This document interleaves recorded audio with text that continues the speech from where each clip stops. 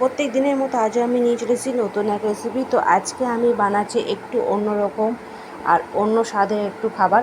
তো এই নামটা আমি অনেক ভেবেচিন্তে দিয়েছি ঠিকই, তবে এটা ঠিকঠাক হয়েছে কি না আমাকে তোমরা যদি পারো তো কমেন্ট বক্সে অবশ্যই জানিও। আর তোমাদের যদি মনে হয় যে না, আমি যেই নামটা দিয়েছি এই রেসিপিটার, এই নামটা ঠিক নয়, একটু অন্যরকম হলে ভালো হতো, তো সেটাও তোমরা আমাকে কমেন্ট বক্সে জানাও বন্ধুরা। আর তোমাদের যদি কারো যদি মনে হয় যে না, এটার জন্য ঠিক তোমাদের আইডিয়ার মতো যদি কোনো যদি নাম তোমাদের মনে আসে তাহলে আমাকে বলো, তাহলে আমি সেই মতোই এই রেসিপির কিন্তু আমি নাম দেবো। মানে অ্যাকচুয়ালি ব্যাপারটা হচ্ছে এটাই যে আমার যেটা মনে হয়েছে আমি ঠিক সেরকম বানিয়ে নিয়েছি। আমি যে কোনো রান্নাই করি যখন, আমি কিন্তু আমার মন থেকে করি, মানে আমি আগে থেকে কোনো পরিকল্পনা আমার থাকে না। আমি যখন রান্না করতে যাই তখন মানে যেটা আমার যেরকম মনে হয় আমি ঠিক সেরকম করে নিই। তো আজ এই রেসিপিটা ঠিক তাই, আমার যেরকম মনে হয়েছে আমি ঠিক সেইভাবে করে নিয়েছি। তো ওই জন্যই তোমাদের আমি বলছি, আমি এটার নাম কোনো ঠিক করতে পারিনি আমি। তো এই রেসিপিটা কী নাম হলে ভালো হয়, এর সাথে মানায়, তো তোমাদের যদি কারো যদি সেরকম মনে হয় তো আমাকে একটা ভালো জায়গায় একটা নাম তোমরা বলো, তো আমি সেইভাবেই কিন্তু এই রেসিপিটার আমি নাম দেব। আজকে আমি বানাচ্ছি মানে যেটুকু আমি নামটা আমি ঠিক করেছি, এটা ব্রেড রাইস পকোড়া। তো আমি এই নামটা ঠিক করেছি, কিন্তু এটা কি ঠিক হয়েছে কি না আমি ঠিক জানি না। আর যদি না হয় তো কী নাম দিলে এই রেসিপিটার ভালো হয় তোমরা আমাকে কিন্তু অবশ্যই জানাও। আমি কিন্তু তাহলে তোমরা যেই নামটা আমাকে বলবে ঠিক আমি কিন্তু সেই রকমই এই রেসিপির নাম আমি দেব। আমি কিন্তু প্রথমে এখানে আলু সেদ্ধ করে নিয়েছি। আলু সেদ্ধ করে ওটাকে আমি ভালো করে কিন্তু একটুনি ম্যাশ করে নিয়েছি। ম্যাশ করে নেওয়ার পর আমি এখানে কড়ার মধ্যে তেল দিয়ে তার মধ্যে অল্প করে কিন্তু আমি দিয়েছি পাঁচফোড়ন। অল্প বলতে কেন বললাম, কেন আলুর পরিমাণটা কম আছে, তাই কিন্তু যেরকম আমরা জিনিস পরিমাণটা করব তো সেই অনুযায়ী কিন্তু এখানে আমাদের প্রত্যেকটা জিনিস লাগে, তাই বললাম অল্প করে কিন্তু আমি এখানে ফোড়ন দিয়েছি। তারপর কিন্তু এখানে আমি পেঁয়াজ, আদা রসুনের পেস্ট আর একটুখানি দিয়েছি, কাঁচা লঙ্কা ছিল দিয়ে দিয়েছি ওর মধ্যে, দিয়ে ভালো করে কিন্তু নুন, হলুদ আর লঙ্কা গুঁড়ো দিয়ে আমি একটু ভেজে তার মধ্যে দিয়ে দিচ্ছি আলু সেদ্ধগুলো। তারপর সেটা ভালো করে মিশিয়ে নিয়ে একটু ভালো করে ভেজে নিয়ে আমি নামিয়ে নিয়েছি। নামিয়ে নিয়ে যখন একটু ঠান্ডা হয়েছে তারপর সেগুলো কিন্তু ছোটো ছোটো গোল গোল বলের মতো করে নিয়েছি। এটা এরকমই থাকবে, আর কিছু করব না। আলুর এরকম ছোটো বলটাই আমি রেখে দেব, ওটাকে আমি রেখে দিয়েছি সাইডে। তারপর এখানে কিন্তু আমি বাটির মধ্যে নিয়ে নিয়েছি বেসন।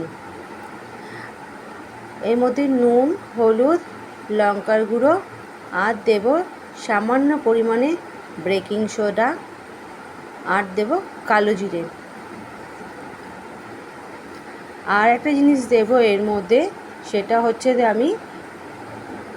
এখানে আমি গ্যাসের মধ্যে তেল গরম করতে দিয়েছি, সেই গরম তেলই এখান থেকে আমি কিন্তু 1 চামচ তুলে এর মধ্যে দিয়ে দেবো, বেসনের মধ্যে দিয়ে দেব। তারপর কিন্তু আমি অল্প অল্প করে জল দিয়ে কিন্তু একটু গাঢ় করে বেসনটা আমি গুলে নেব।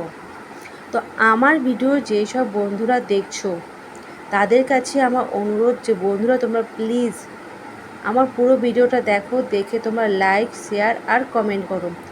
নতুন যারা বন্ধু আছো তাদের কাছে আমার অনুরোধ যে বন্ধুরা তোমরা প্লিজ আমার চ্যানেলটা সাবস্ক্রাইব করে আমার পাশে থেকো। তোমরা যদি আমার পাশে থাকো তাহলে কিন্তু আমি জীবনে চলার পথে একটু উৎসাহ পাবো। তাই তোমাদের কাছে আমার অনুরোধ যে তোমরা প্লিজ আমার পাশে থেকো। আমাদের জীবনে যখন লক্ষ্য একটাই, তাহলে যদি আমরা একে অপরের হাত ধরে যদি চলি তাহলে কিন্তু নিশ্চয়ই আমরা আমাদের লক্ষ্যতে ঠিক পৌঁছবই। আর তো অনেকেই আছে ভিডিও তো দেখে নেয় কিন্তু লাইক করে না, কেন? একটা লাইক করলে কী অসুবিধা আছে? আমি তো এটাই মাথায় আসে না। একটা লাইকে তো যদি ছোট করে দেওয়া যায়, আমি যেরকম তোমাদের একটা থেকে একটা লাইকের আশা করি, তুমিও তো আমার থেকে ঠিক সেরকমই একটা লাইকের আশা করো, তাই না? তো তুমি যদি ভাবো যে না আমি ওর ভিডিওটা দেখবো কিন্তু লাইক করব না, এমনি চলে যাব, তো আমিও তো আমার মনে যদি আসে এই একই কথা, তাহলে কি করে হয়? তাই বলছি এইরকম না করে যখনই যারই ভিডিও তোমরা দেখো না কেন, আমরা তো সবাই সবার বন্ধু, শত্রু তো কেউ নই, তাহলে ভিডিওটা দেখার পর তোমরা ছোট্ট করে একটা লাইক দাও না, এতে কারো কোনো কিছু অসুবিধা হবে না, না কারো কিছু আমরা নিয়ে নেব কেড়ে। ছোট্ট করে একটা লাইক দাও, তাহলে দেখবে সবাই খুশি হবে। এখানে আমি মশলা করে নিচ্ছি,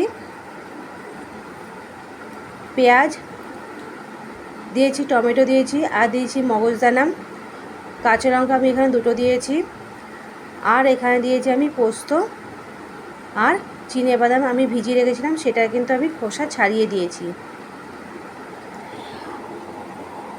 এখানে কিন্তু আমি বেসনটা কিছু রেস্টে রেখে দিয়েছিলাম, তারপর আমি রেস্টের থেকে নেওয়ার পর আলুর যে বলগুলো আছে বেসনের মধ্যে আমি ডুবিয়ে দিয়েছি। ঠিক এইভাবে কিন্তু আমি ভালো করে আলুর যে বলগুলো আমি বানিয়েছিলাম সেটা কিন্তু বেসনের মধ্যে ভালো করে ডুবিয়ে তেলটাকে কিন্তু গরম করে তারপর কিন্তু আমি আঁচটা কমিয়ে দিয়েছি।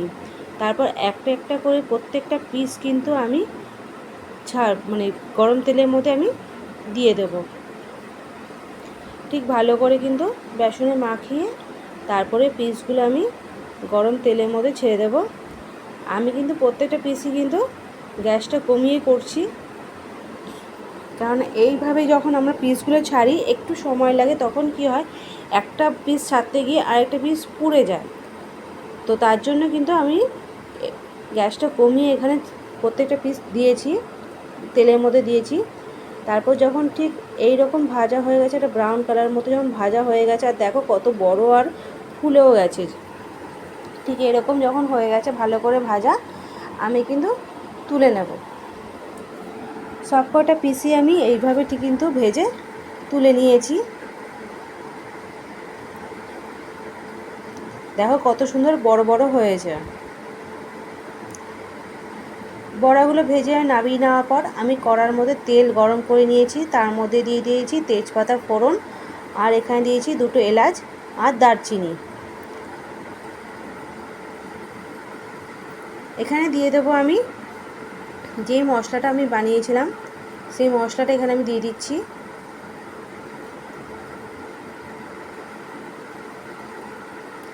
আর সাইডে দিয়ে দিচ্ছি একটুখানি হিং, আমি দিয়ে দিয়েছি। দিয়ে কিন্তু ভালো করে মিশিয়ে নেব। এই মশলাটা কিন্তু খুব ভালো করে গ্যাসটা কমিয়ে কিন্তু আমি ভেজেছি। ভালো করে ভাজা না হলে তাহলে মশলা দিয়ে একটা গন্ধ ছাড়ে, আর ঠিক সেই রকম কিন্তু স্বাদটাও কিন্তু আসে না। যখন ভালো করে একটু ভাজা হয়ে গেছে তখন আমি তার মধ্যে দিয়ে দিয়েছি নুন, হলুদ, লঙ্কার গুঁড়ো, জিরের গুঁড়ো, আর দেবো এখানে কিন্তু আমি ধনে গুঁড়ো। এখানে আমি ধনে গুঁড়োর পরিমাণটা কিন্তু একটু বেশি দিয়েছি, যেহেতু এখানে আমি একটু গ্রেভি করব তাই কিন্তু একটু বেশি দিয়েছি। আর দেবো এখানে কিন্তু সবার লাস্টে আমি আদা রসুনের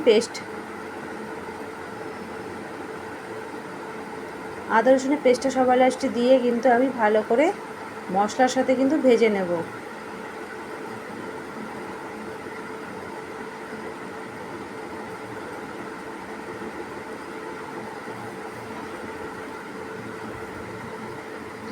মশলাটা কিন্তু খুব ভালো করে কষাতে হবে। মশলা যখন ভালো করে কষানো হয়ে যাবে তখন আমি তার মধ্যে দিয়ে দিচ্ছি জল। জলটা যখন ভালো করে ফুটবে তখন কিন্তু আমি এর মধ্যে দিয়ে দেব আলুর যে বড়াগুলো করেছিলাম, পকোড়াগুলো, সেগুলো কিন্তু আমি এর মধ্যে সব দিয়ে দিচ্ছি।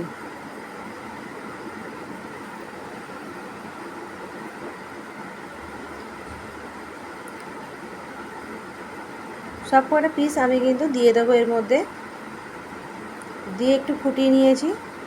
তার উপরে দিয়ে দেবো, নামানোর আগে দিয়ে দিচ্ছি আমি এখানে একটুখানি কেওড়া জল আর একটুখানি গোলাপ জল, আর দেব সামান্য পরিমাণে ঘি।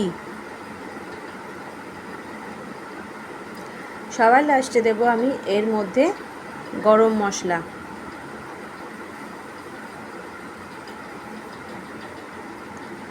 তারপর কিন্তু একটু নাড়িয়ে নেব, নাড়িয়ে নিয়ে কিন্তু আমি নামিয়ে নেব। গ্যাসটা আমি বন্ধ করে নেব। দেখতে পাচ্ছি আমি গ্যাস কিন্তু বন্ধ করে দিয়েছি।